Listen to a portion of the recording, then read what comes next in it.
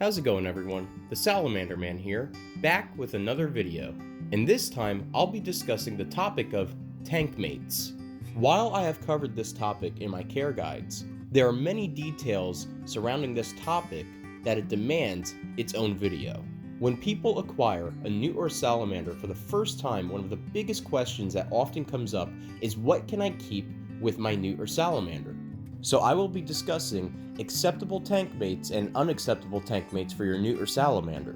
But first, I want to discuss the unfortunate situation that I came across that has prompted me to do this video, as this directly pertains to tank mates that are acceptable and tank mates that are unacceptable.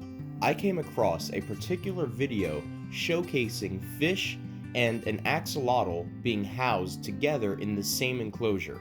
Now, this is the most recent case that I've seen, but this is not the first time that I have seen this situation. And this is quite unfortunate because I would hope a YouTube channel that has thousands of subscribers and views would also show their audience the correct practices of keeping certain animals. Now, this is not meant as an attack on any YouTube channel or video, so I will not be naming the channel or the video where this occurred.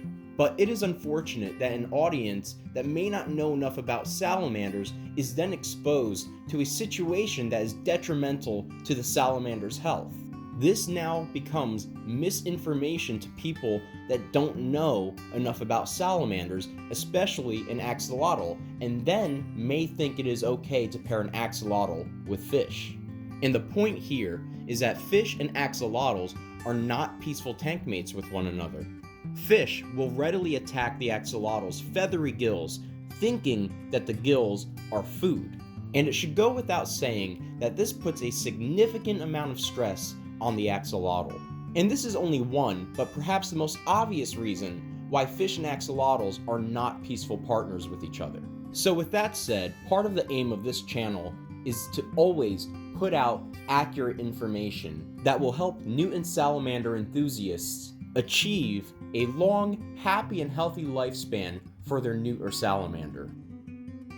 And now, it is time to run through a list of unacceptable tank mates and acceptable tank mates for your newt or salamander.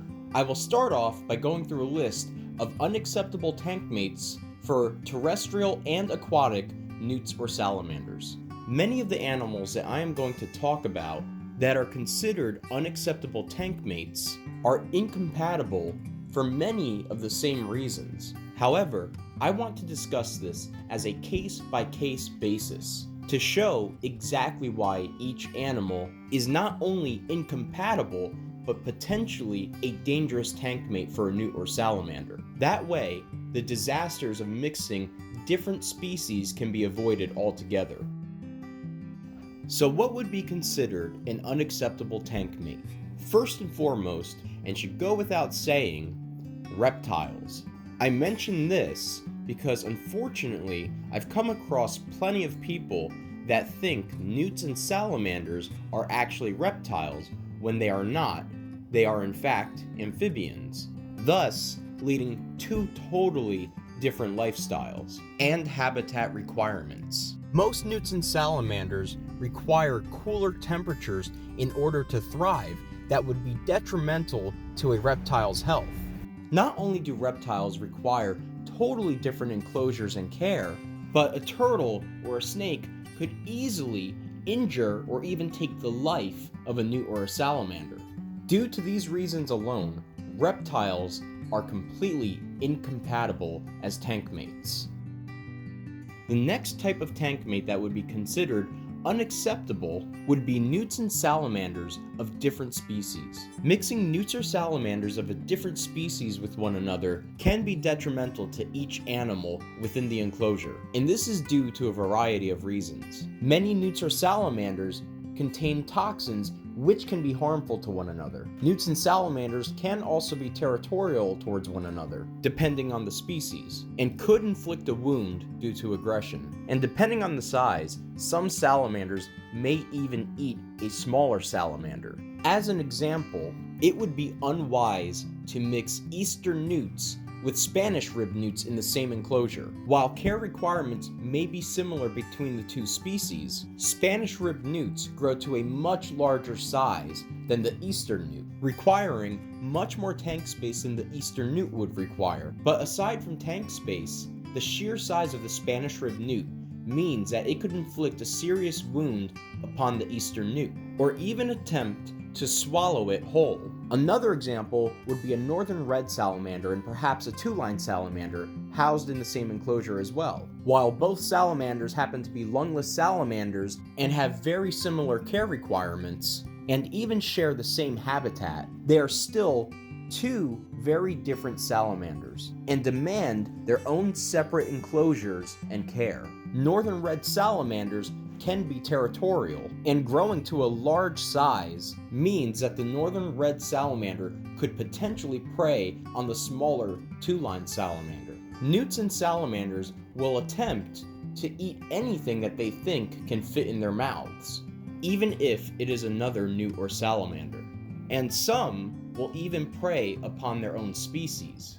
Temperature also plays a major factor in keeping these animals. While many newts and salamanders require cooler temperatures, some newts or salamanders, like the blue-tailed firebelly newt, require temperatures that are a little higher than other animals would comfortably tolerate. And when it comes to breeding, different newts and salamanders have many different triggers for their courtship behavior. The takeaway from all of this is when it comes to keeping a newt or salamander, only keep the same respective species in that enclosure. The next type of animal that is not suitable to be housed in the same enclosure as a newt or a salamander is another amphibian, and that would be a frog. Even though newts, salamanders, and frogs are all amphibians and potentially share the same habitat with one another, each animal's needs are still unique. Frogs can also easily attempt to eat a newt or a salamander, going after anything that they think can fit in their mouths. Some of the most common species of frogs that are often mixed with newts and salamanders are firebelly toads and African clawed frogs. Both frogs have completely different care requirements than a newt or a salamander usually demands, requiring temperatures a little over the 70s, which is not tolerable for most newts or salamanders, which require much cooler temperatures. These conflicting temperatures alone make these frogs completely incompatible as tank mates with newts or salamanders. Take into consideration an eastern newt, a Spanish ribbed newt, or perhaps a northern red salamander, or even consider some terrestrial species such as the red-effed stage of the eastern newt, all of which are animals that require cooler temperatures in order to live. And compare this to a firebelly toad or even a green tree frog, both of which require temperatures well over the 70s. Even frogs that come from the same habitat as some salamanders still cannot be housed in the same enclosure with one another.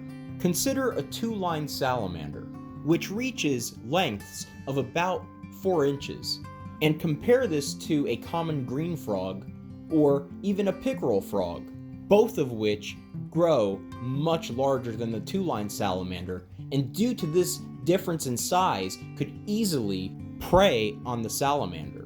Even though newts, salamanders, and frogs are all amphibians, there are too many differences between these types of animals that they each demand their own type of enclosure and care to provide them a stress-free, healthy, long lifespan. As trying to force either the frog or the salamander to live under these conditions will no doubt cause much unneeded stress. Moving on to the next unacceptable tank mate, which I briefly discussed in the beginning of the video, fish. Fish can seem like a great addition to an aquatic setup for your aquatic newt or salamander. However, there are a variety of concerns as to why fish should not be housed in the same enclosure. Temperature is yet again another major factor, as most fish that are sold in pet stores cannot tolerate the necessary cooler temperatures that are required by newts and salamanders. Most fish that are sold in pet stores are considered tropical species, and require temperatures well above the 70s. Temperatures that are that high will be detrimental to most newts and salamanders. However, temperature is not the only concern here, as there are certain fish that can tolerate cooler waters like white cloud minnows. Perhaps the biggest concern is what I discussed in the beginning of the video. Many fish are quite territorial and will show aggression towards a newt or a salamander. Fish can nip at the newt or salamander's limbs, and in the case of neotenic salamanders or larval salamanders, fish will pick at the feathery gills of the salamander, thinking that they are food, which will no doubt cause unnecessary pain and stress to the salamander. As an example, an axolotl is a type of neotenic salamander, meaning it retains its larval features into adulthood, such as its gills. The feathery gills of an axolotl, as they flow in the water, look like food to a fish. The fish will constantly pick at the gills, causing pain and stress to the axolotl. This situation is detrimental to the axolotl, and this is no way to keep a newt or a salamander. On the other hand, axolotls grow to a very large size, and can also make a meal out of the fish. So if the idea is to keep the axolotl healthy and the fish healthy, then these two different species of animals must be kept in separate enclosures. And again, this doesn't just apply to axolotls, but other species of newts and salamanders, as fish will readily nip at them, causing them pain and stress as well. So, if you are thinking about adding any type of fish to your enclosure with your newt or salamander, whether it's a betta fish or a goldfish, my recommendation is simply do not do it. So at this point, you might be asking, what can I actually pair with my newt or salamander if there are so many other animals that are not suitable to be housed in the same enclosure? Well, there are 3 different types of animals that will be considered safe and peaceful partners for your newt or salamander. So, let's break that down. First and foremost, and perhaps the most obvious, the same species as your current newt or salamander. As an example, if you are keeping eastern newts, then you should only be keeping other eastern newts within that same enclosure. Or, if you are keeping an axolotl, only keep other axolotls within that enclosure. The biggest thing to note here is to keep another similar sized newt or salamander within that enclosure, because, as stated previously, newts or salamanders will try to fit anything in their mouths, including smaller newts or salamanders. Some species are less aggressive and may not attack a smaller animal. However, when it comes to feeding, the bigger animal may still nip the smaller one. Simply put, a same species tank is the way to go.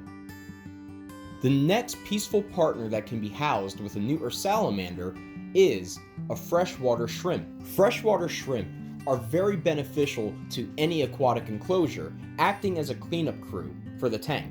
Shrimp will keep to themselves, foraging at the bottom of the aquarium for any sort of debris or food that they can get, and will not interfere with the activities of your newt or salamander. There are a few things to note. The species of shrimp that you decide to keep with your newt or salamander depends on the temperature. Ghost shrimp are freshwater shrimp that are found in many different pet shops. They are relatively inexpensive, and they are capable of tolerating cooler temperatures that most newts and salamanders require. Fancy shrimp, such as cherry shrimp, are a lot more expensive than ghost shrimp, and are also fairly common to find throughout many different pet shops. However, they do require higher temperatures than ghost shrimp. Regardless of which type of shrimp you decide to keep in mind that your newt or salamander may decide to make a meal out of that shrimp. In my experience, shrimp are quick to escape newts or salamanders. In my case, I do in fact keep cherry shrimp with my blue-tail firebelly newts, and the newts do occasionally go after them. But the shrimp, for the most part, are very quick to escape.